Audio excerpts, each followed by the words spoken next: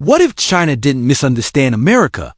What if it understood the United States perfectly and then deliberately chose not to copy it? That possibility forces a very different way of thinking about modern China. For decades, the dominant story in Washington has been simple. China opened its economy. China joined global markets. China sent students to American universities. And eventually, China was supposed to become more like America, more liberal, more democratic, more politically open. That was the assumption baked into trade deals, diplomatic engagement, and even corporate strategy. But what if that assumption was wrong from the start? What if China never intended to become like America at all? What if, instead of seeing the United States as a model to replicate, China saw it as a menu, something to study carefully, select from selectively, and then fundamentally reshape to serve its own goals? If that's the case, then China didn't learn the right lesson from America. It learned what many in the West would consider the wrong one, and somehow it worked. To understand this, you have to go back to the moment when China began paying very close attention to the United States, not as a moral example, but as a functioning system of power. After 1949, the United States emerged as the dominant force in the global order. It wasn't just militarily powerful. It controlled trade routes, financial institutions, technological standards, and cultural narratives. The dollar became the world's reserve currency. American corporations set the rules of global business. American universities trained the world's elites. American political values were presented not as one option, but as the inevitable destination of modernity. China watched all of this from the outside. And unlike the Soviet Union, which tried to challenge the United States by building a competing ideological system, China approached the problem differently. It didn't try to defeat America outright. It tried to understand how America actually worked, not how Americans described themselves, but how power was really generated, maintained, and projected. When Chinese policymakers studied the United States in the late 20th century, they didn't see a single unified model. They saw a set of mechanisms: capital markets, corporate organization, technological innovation, university-industry partnerships, military-industrial coordination, narrative dominance through media and culture. They also saw something else: instability. They saw boom and bust cycles, financial crisis, political polarization, a system where short-term incentives often overrode long-term planning, a democracy that struggled to make sustained, coordinated decisions over decades. And China made a choice. It would adopt the parts of the American system that generated power, and it would reject the parts that, in its view, weakened state control. Markets? Yes. Private enterprise? Yes. Foreign investment? Yes. But political pluralism, adversarial media, independent courts, and competitive elections? Hard no. This wasn't a misunderstanding. It wasn't a temporary phase. It wasn't something China planned to fix later. It was a deliberate design decision. Beginning in the late 1970s, China opened its economy to the world, but not its political system. Deng Xiaoping's reforms are often described as China embracing capitalism. But that description misses the more important point. China didn't embrace the American system. It dissected it. From the United States, China took the logic of incentives. Allow people to profit. Allow firms to compete. Allow capital to flow under supervision. From American corporations, it learned scale, efficiency, and supply chain integration. From American universities, it learned how research ecosystems produce innovation. From American finance, it learned how capital accelerates growth. But China did not adopt the American belief that markets require political freedom to function. Instead, it tested a different hypothesis. What if markets could be tools of the state? What if private companies could exist, grow, and even become global champions while remaining subordinate to centralized political authority? What if economic liberalization could strengthen the state instead of weakening it? For decades, Western policymakers assumed this was impossible. According to modernization theory, economic growth creates a middle class, and the middle class demands political rights. Wealth leads to democracy. Prosperity leads to pluralism. It was treated as a near-universal rule. China quietly rejected that rule. As its economy expanded, China didn't loosen political control. It tightened it. It invested heavily in internal security. It maintained strict limits on organized opposition. It ensured that the Communist Party remained embedded in every major institution, governmental, corporate, and social. From the American perspective, this looked like a contradiction, a system that should collapse under its own weight. A temporary deviation from an inevitable democratic future. But year after year, China kept growing. Factories multiplied. Infrastructure expanded at a scale unseen in modern history. Ports, highways, high-speed rail, power plants, entire cities built, not through fragmented local decision-making, but through centralized coordination. American-style markets generated wealth. Chinese-style governance decided where that wealth went. In effect, China learned a lesson from America that America itself rarely articulates. Power does not come from ideals alone. It comes from institutions that can mobilize resources, coordinate action, and sustain long-term strategy. The United States built those institutions over decades, sometimes centuries, under conditions that no longer exist. China chose to replicate the function without copying the form. And that choice would shape everything that followed. What China learned from America wasn't democracy. It was leverage. And the consequences of that lesson are still unfolding. To see how deliberate this strategy really was, you have to look at the specific parts of the American system China chose to study most closely. Not elections, not constitutional law, not the culture wars that dominate American politics. China focused on the machinery beneath the surface. Take American corporations. From the outside, they appear private, competitive, and independent. But from a systems perspective, they perform a crucial national function. They generate innovation. They accumulate capital. They project influence abroad. And in moments of crisis, they often align with state priorities, whether through defense contracts, sanctions compliance, or supply chain restructuring. Chinese policymakers pay close attention to this. They notice how American firms benefited from deep capital markets, legal protections, and state-backed infrastructure. They notice how industries like aerospace, semiconductors, and pharmaceuticals were never purely market-driven, but quietly supported by government funding, military demand, and regulatory protection. The lesson China drew was not that free markets produce innovation on their own. The lesson was that markets are most powerful when embedded inside a larger strategic framework. So China built its own version. Private companies were allowed to grow, sometimes explosively. Entrepreneurs became wealthy. Entire sectors emerged almost overnight, but at every stage, the state remained present. Party committees inside firms. Regulatory leverage over financing, informal but unmistakable political boundaries.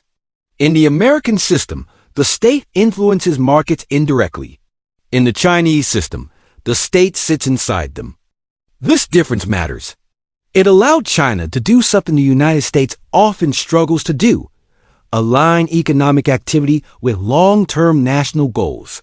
When China decided it needed to dominate manufacturing, capital flowed there. When it decided to move up the value chain into advanced technology, incentives shifted. When it identified strategic vulnerabilities, entire industries were reshaped.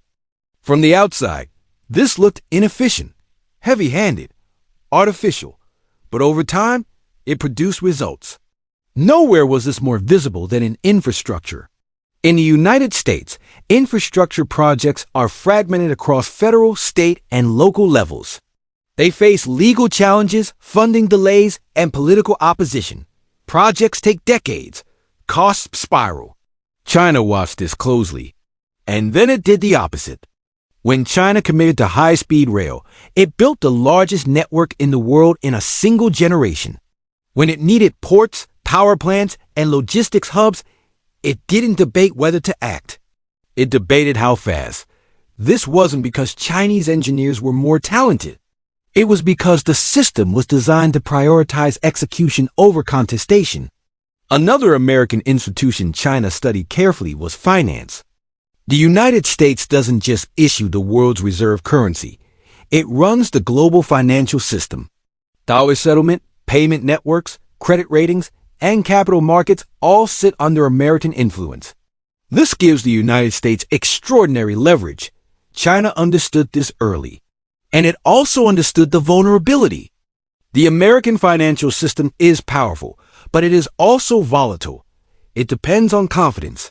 It swings between exuberance and crisis.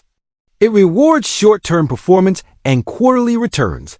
It creates immense wealth and periodic collapse. China did not try to replicate Wall Street. Instead, it built a parallel system. Banks remained state-controlled. Credit was allocated not only based on profitability, but on policy objectives. Losses were tolerated if they served long-term goals. Financial repression kept capital cheap for industry. Risk was absorbed by the state rather than dispersed through markets. From a Western perspective, this looked like inefficiency. From a Chinese perspective, it looked like stability. Again, this was a selective lesson. China learned from America that finance is power. But it rejected the American belief that finance must be free to be effective. The same pattern appeared in technology. American innovation thrives on openness. Open research, open debate, open networks. Ideas flow freely across institutions and borders. This produces creativity, but it also produces leakage. China took note. It encouraged students to study abroad. It sent researchers to American universities. It partnered with Western firms. It absorbed knowledge at scale. But it never allowed that openness to extend fully inward. Information flowed out more easily than it flowed in. Sensitive sectors were protected.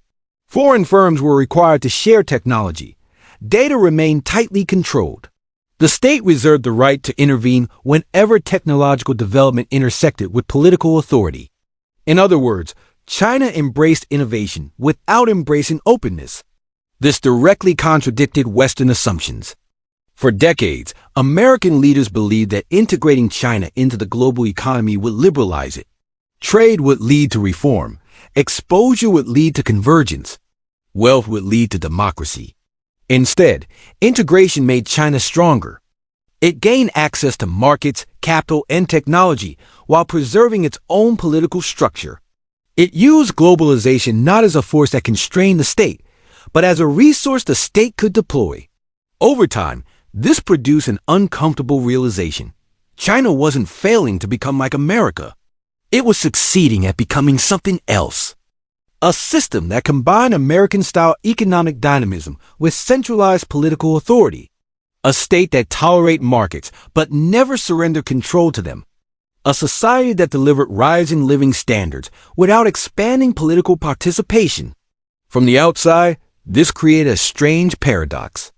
China was deeply integrated into the American-led global order and yet increasingly independent of it. It relied on global trade, but insulated its core institutions. It benefited from open markets while maintaining a closed political system. This wasn't an accident. It was the result of learning a lesson from America that America itself rarely acknowledges. The most powerful systems are not the most open. They are the ones that control the terms of openness. And China was becoming very good at doing exactly that. As China's system matured, it began to refine the lesson even further. Learning from America wasn't just about copying institutions. It was about understanding legitimacy. In the United States, legitimacy flows upward. Elections grant authority. Courts arbitrate disputes. Media scrutiny enforces accountability. When those mechanisms work, the system renews itself. When they fail, trust erodes quickly. China studied this dynamic carefully. And then it chose a different source of legitimacy. Instead of grounding authority in participation, China grounded it in performance, growth, stability, order, the promise that tomorrow would be materially better than today. This idea was not imported from the West, but China noticed how much political tolerance American society showed when the economy was strong and how brittle consensus became during downturns. The lesson was simple. People may argue about rights. but they feel prosperity. So the Chinese system optimized around delivery. Cadres were evaluated not on rhetoric, but on outcomes. Growth targets, employment, infrastructure completion, social stability. Advancement depended on measurable results. This created a different political culture. In the American system, failure can be reframed. Blame can be shifted. Elections reset the scoreboard. In China's system, failure accumulates. A poor record at the local level limits advancement. Mistakes follow officials upward. The result was a bureaucracy designed to execute. Not perfectly, not without corruption or error, but relentlessly focused on implementation. This stood in sharp contrast to what Chinese leaders observed in the United States during moments of crisis. Financial bailouts delayed by political deadlock. Infrastructure plans stalled by lawsuits. Public health responses fragmented by jurisdiction and ideology. From Beijing's perspective, these were not bugs. They were features of a system that prioritized contestation over coordination. And China decided that coordination mattered more. Another American lesson China absorbed was narrative control. The United States does not just wield power through institutions. It wields power through stories, the language of freedom, the promise of opportunity, the framing of global leadership as moral leadership. China watched how these narratives shaped global norms and how dissenting countries were pressured not only economically, but rhetorically. So China built its own narrative machinery. It did not try to outcompete America on universal values. Instead, it emphasized sovereignty, non-interference, development over ideology, each country choosing its own path. This framing was deliberate. It allowed China to present its system not as superior, but as appropriate for itself and for others who rejected Western conditionality. It avoided claiming universality while quietly expanding influence. Again, this was a selective lesson. China learned from America that power is sustained by stories, but it rejected the idea that those stories must be universal. Over time, this approach reshaped China's external strategy. Rather than exporting ideology, China exported infrastructure, loans, ports, railways, telecommunications. It embedded itself materially into other economies, reducing reliance on persuasion. The American model relied on alignment. The Chinese model relied on entanglement. This distinction mattered as China grew more confident. By the 2010s, it became clear that China was no longer simply integrating into the existing order. It was beginning to modify it. Parallel institutions emerged. Alternative payment systems, new development banks, supply chains that bypassed traditional choke points. None of this required overthrowing the American system. It only required reducing dependence on it. This too was a lesson learned from the United States. America's power came not from direct control, but from centrality, being the hub, setting standards, writing rules others had to follow. China began doing the same, not by replacing the hub overnight, but by building adjacent ones. This incremental approach was intentional. Abrupt confrontation would trigger resistance. Gradual redundancy would not.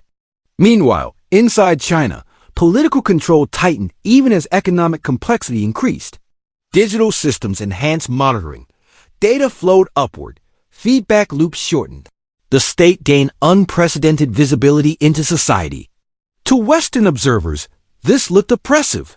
To Chinese planners, it looked efficient. Once again, the lesson was not moral. It was operational. Technology could enhance governance. America had pioneered many of the tools computing, networking, data analytics. China adapted them for a different political purpose. And this raised an uncomfortable question. If advanced technology strengthened centralized authority rather than undermining it, then some of the West's core assumptions may be backward. The belief that connectivity produces freedom. The belief that information dissolves hierarchy. The belief that prosperity inevitably decentralizes power. China's experience suggested the opposite might be true. That under certain conditions, wealth, technology, and scale could reinforce control rather than weaken it. This realization unsettled Western policymakers. For years, engagement had been justified by an expected endpoint: convergence, reform, liberalization, but China showed no sign of moving in that direction. Instead, it appeared increasingly comfortable with its own hybrid model: market-driven but state-guided, globally connected but politically closed, innovative but tightly supervised. From Beijing's perspective, this was not a temporary compromise. It was the destination, and it forced the rest of the world to confront a difficult possibility: that the American path was not the only route to modern power, that China had not failed to learn the right lesson. It had simply learned a different one, a lesson that was beginning to reshape global expectations. And the implications of that lesson were no longer confined to China alone. At this point, the pattern becomes impossible to ignore. China did not misunderstand America. It understood it at a structural level. It saw that American power was not rooted in elections themselves, but in the systems that elections sat on top of: the industrial base, the financial architecture, the technological ecosystem, the ability to mobilize resources at scale, the capacity to project influence far beyond national borders. And once China understood that, it made a deliberate choice. It would copy the sources of power, not the stories America told about them. This is why so many Western predictions about China failed. Analysts assumed that markets would weaken the state, that wealth would decentralize authority, that exposure to American institutions would produce American outcomes. Instead, China treated markets as instruments, not arbiters. It treated wealth as a means to strengthen governance, not dilute it. And it treated exposure as an opportunity to extract value without internalizing ideology. From the American point of view, this felt like a betrayal of the rules. From the Chinese point of view, there were no rules, only incentives. The United States had built a system that rewarded openness because it emerged as the dominant power within it. China entered that system later, under very different conditions. It had no reason to assume the same vulnerabilities. So it didn't. Instead, China refined a model that prioritized continuity over contestation, coordination over competition, and long-term capacity over short-term consent. It accepted slower political change in exchange for faster material transformation. This trade-off was not accidental. It reflected a deeply pragmatic reading of American history itself. The United States did not emerge as a global power through perfect democracy or ideological purity. It industrialized aggressively. It centralized authority during crises. It protected strategic industries. It expanded state power when necessary. China noticed, and it concluded that the American model was not a universal formula, but a context-specific outcome. That conclusion matters, because it reframes the global debate in a fundamental way. If China had failed, if growth had stalled, if legitimacy had collapsed, if instability had followed, then the Western model would have been vindicated. Liberal democracy will remain the uncontested endpoint of modernization. But China did not fail. It delivered decades of growth. It transformed living standards. It built infrastructure at unprecedented speed. It developed technological capacity that rivals the most advanced economies. And it did all of this without adopting the political structures America assumed were necessary. This does not mean the Chinese system is flawless. It faces serious challenges: demographics, debt, inequality, environmental strain, information control in an increasingly complex society. These pressures are real, and they may yet test the limits of centralized authority. But the larger lesson remains. China proved that America's path is not the only path. For developing countries watching from the outside, this changes the calculus. It offers an alternative sequence: growth first, stability first, sovereignty first. Political liberalization, if it comes at all, comes later and on domestic terms.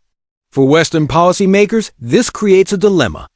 Criticism alone does not work when the alternative model delivers results. Sanctions lose effectiveness when redundancy exists.